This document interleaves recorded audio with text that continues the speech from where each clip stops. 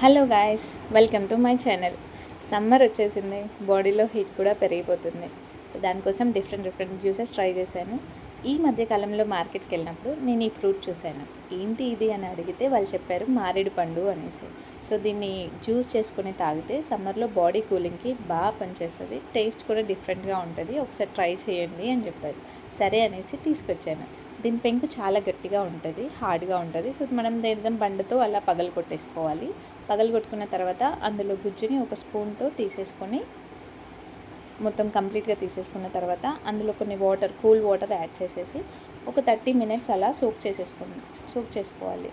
ఆ 30 మినిట్స్ తర్వాత దాన్ని మనం స్మూత్గా కలిపేసుకోవాలి. అందులో ఉన్న పల్ప్ అంతా ఆ వాటర్లోకి మిక్స్ అయిపోయేలాగా కలిపేసుకోవాలి. యాక్చువల్లీ ఇందులో సీడ్స్ ఉంటాయి, ఆ సీడ్స్లో చేదు ఫ్లేవర్ వస్తుంది అన్నమాట.